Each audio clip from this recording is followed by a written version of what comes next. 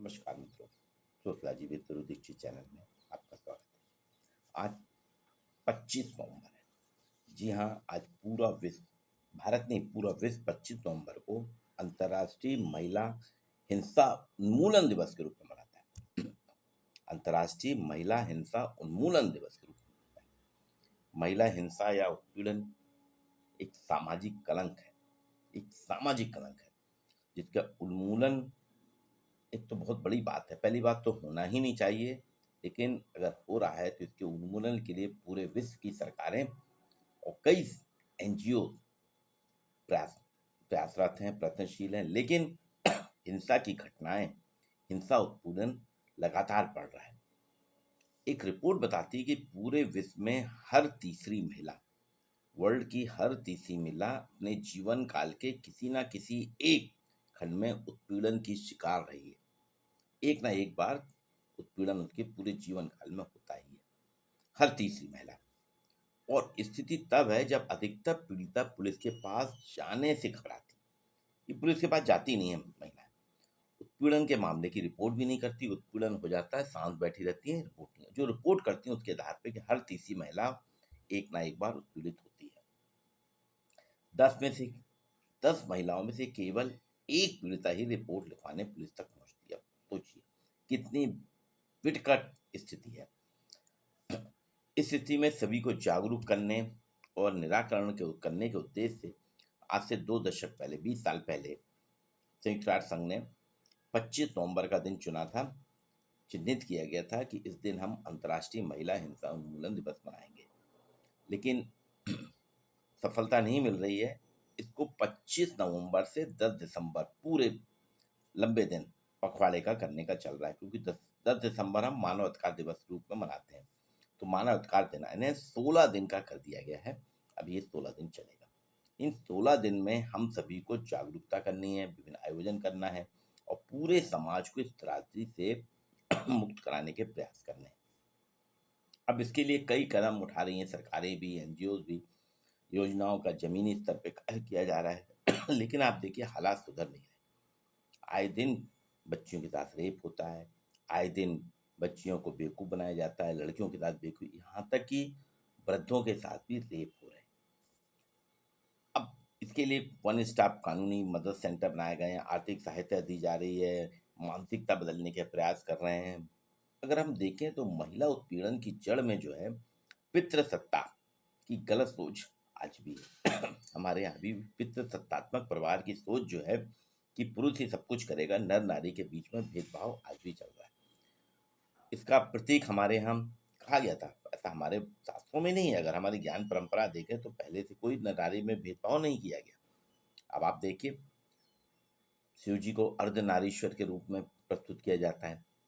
प्रकृति के संतुलन की बात है। पितृसत्ता इस गलत मानसिकता है में है कि वर्तमान में संतुलन को डगमा दे, तो पितृसत्ता के कारण ही गड़बड़ा रहा है, जबकि स्त्री पुरुष दोनों बराबर के। अभी हाल के चुनाव में अगर हम देखें, पिछले साल मध्य प्रदेश में चुनाव हुए थे, तो लाडली लक्ष्मी पूर्व मुख्यमंत्री शिवराज सिंह ने चालू करी थी। 250 रुपये प्रतिमाह से करके वो 1250 रुपये प्रतिमाह महिलाओं को दे रहे हैं।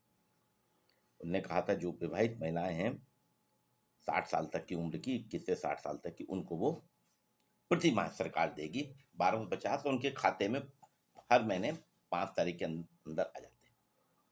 फिर इसके बाद हरियाणा में विधानसभा चुनाव हुआ, हरियाणा में भी सरकार ने कहा हम देंगे और देना भी शुरू करे। देखिए वहाँ पे भी अच्छी खासी जीत मिली सरकार को। अभी महाराष्ट्र के चुनाव 3 दिन पहले हुए, महाराष्ट्र में भी वहाँ के मुख्यमंत्री एकनाथ शिंदे जी ने 1500 रुपये प्रतिमाह देने की बात की और कहा कि हमारी सरकार आएगी, और वो दे रहे हैं, पिछले 6 महीने से दे रहे हैं। बल्कि उन्होंने तो दिवाली के समय 2 महीने का इकट्ठा बोनस के रूप में एडवांस दे दिया था नवंबर अक्टूबर का एक साथ दे दिया था। और वो कह रहे हैं कि हमारी सरकार आएगी, हम 2100 रुपये देंगे। छत्तीसगढ़ में भी बीजेपी गवर्नमेंट नहीं थी, लेकिन उन्होंने कहा था हम महतारी बंधन योजना चलाएंगे। चूंकि मध्य प्रदेश में मिल रहा था तो जनता ने सोचा कि हाँ हमारे यहाँ मिलेगा। राजस्थान में, मध्य प्रदेश में और झारखंड में बीजेपी जो हारी है उसके पीछे ही मूल कारण क्या है, वहाँ हेमंत सोरेन की सरकार जो है महिलाओं को 1000 रुपये प्रतिमाह मैया सम्मान निधि के नाम से दे रही है। तो देखिए राजनीतिक दल समझ रहे हैं कि महिलाओं का महत्व कितना है, इसलिए उनको आर्थिक रूप से संबल कर रहे हैं। वहीं शिक्षा भी दी जा रही है, लेकिन आप देखिए इसके बाद भी उनके साथ अत्याचार होता है, अनाचार होता है। ये एक बड़ी बात। अब इसमें कैसे संभव है, इसको जड़ से दूर करने के लिए अलग एनजीओ अलग-अलग कार्य कर रहे हैं। यहीं पे डॉक्टर लीला ज्योति हैं, पद्मश्री अवार्डी, सेवानिवृत्त मुख्य चिकित्सक, रेलवे अधीक्षक, इंडियन रेलवे। उन्होंने बताया कि र राष्ट्रीय स्त्री रोग विशेषज्ञ की एक संस्था फोक्सी है, जो एक अभियान चला रही है जिसका नाम है धीरा। ये अभियान क्या है, स्कूलों में किशोर बालक बालिकाओं के लिए है। स्कूल के जो एडल्ट जो यंग बालक बालिकाएं उनके लिए चलाया जा रहा है। इस उम्र में जब बच्चों का मानसिक विकास बहुत तेजी से होता है मानसिक तो महिलाओं का विकास बहुत तेजी से होता है, बच्चों का भी लड़कियों का भी। उनमें व्यक्तित्व का निर्माण करना, वक्त आने पे उनके व्यवहार को कैसी प्रतिक्रिया करेंगे ये सिखाना। तो धीरा जो है, धीरा की शिक्षा प्रशिक्षण का आधार ये है कि बालक बालिकाओं को प्रेरित करना, उनको व्यक्तित्व विकास करना, व्यवहार करने के तौर तरीके सिखाना। धीरा का मतलब होता है हिम्मत, धीरा यानी हिम्मत। प्रशिक्षण के दौरान किशोरियों को बताया जाता है कि सामने वाले के पहले गलत कदम पर ही वो उसको ना कहें, इग्नोर करें, उसके साथ नकारें, स्वीकार नहीं करें या शांत नहीं रहें, स्वीकारने की तो बात ही नहीं, शांत ना रहें, बल्कि उसको नकारें और सतर्कता के साथ उसका विरोध करें। किशोरों को बताया जाता है कि किशोरियों के विरुद्ध गलत कदम की स्थिति में मूक दर्शक नहीं बने या सपोर्ट नहीं करें, बल्कि विरोध करें। अगर आपका कोई साथी करता है तो आप मूक दर्शक ना रहें, बल्कि उसका खुल के विरोध करें। किशोरी भी आपके साथ ही आपकी साथी है, आपकी सहयोगी है। इस बार किशोर किशोरियों को सही ज्ञान देंगे तो भविष्य में, आने वाले भविष्य में महिला हिंसा मुक्त समाज बनाने में हम सफल हो सकते हैं। ये समझना भी आवश्यक है, इसे हमें सबको मिलकर करना है। नारी पुरुष एक दूसरे के दुश्मन नहीं बल्कि पूरक हैं।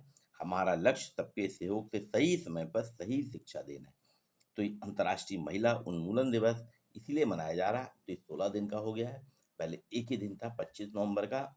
इसके पीछे मूल सोच यही थी संयुक्त राष्ट्र संघ की, कि महिलाओं को हिंसा से मुक्त किया जाए, क्योंकि जैसे आंकड़े बता रहे हैं ना कि हर 10 महिला में से एक ही रिपोर्ट करती है। तो महिलाओं को प्रेरित करना होगा कि आपके साथ अगर कोई भी दुर्व्यवहार हो रहा है, आप आगे आइए, लड़ाई लड़िए, अपनी लड़ाई लड़िए। इसमें समाज को भी सहयोगी होना होगा, क्योंकि हर वर्ल्ड की हर तीसरी महिला अपने जीवन काल में कहीं न कहीं एक बार यौन हिंसा से या हिंसा से प्रताड़ित होती है उसके कालखंड में। तो महिलाओं के साथ हिंसा ना हो, कैसे हो रोक, क्योंकि हम देख रहे हैं आए दिन समाचार पत्रों में कहीं न कहीं महिला के साथ हुई दुर्व्यवहार और हिंसा की खबर छपती है।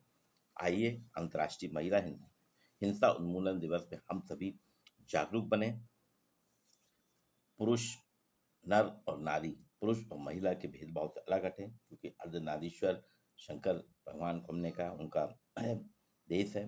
हम सभी को आगे आना होगा, महिलाओं को सुरक्षित करना होगा, अपने समाज को सुरक्षित। अगर महिलाएं सुरक्षित नहीं होगी तो समाज सुरक्षित नहीं। अभी आप देखिए राजनीतिक दलों में होड़ मची है महिला वोट या महिलाओं को अपने पक्ष में करने की, सत्ता पाने का एक साधारण तरीका, एक समान तरीका जो था, वो बीजेपी ने ढूंढ निकाला कि अगर महिलाएं हमारे साथ होंगी, 50% आबादी अगर हमारे साथ है, तो हमको सत्ता में आने से कोई नहीं रोक सकता। और अभी 4-5 चुनाव में हुआ मध्य प्रदेश, राजस्थान, छत्तीसगढ़, हरियाणा, महाराष्ट्र में हुआ, और झारखंड में वहाँ सरकार नहीं थी बीजेपी की। तो देखिए हेमंत सोरेन ने इन राज्यों से पहल करके अपने यहाँ मैया सम्मान निधि 1000 रुपये प्रतिमाह देने की शुरू करके और सत्ता में पुनः काबिज हुए।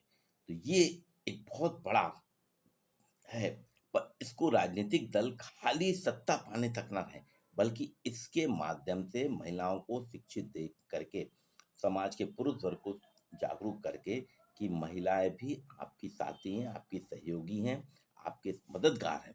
तो उनके साथ जो हिंसा हो रही है उसको रोकें, उनको समाज को हिंसा मुक्त बनाएं। तभी अंतर्राष्ट्रीय महिला हिंसा उन्मूलन दिवस के साथ साथ जो 16 दिन का चल रहा है जागरूकता अभियान, ये सफल हो सकेगा। आप सभी से आग्रह है कि इस वीडियो को अधिक से अधिक शेयर कीजिए।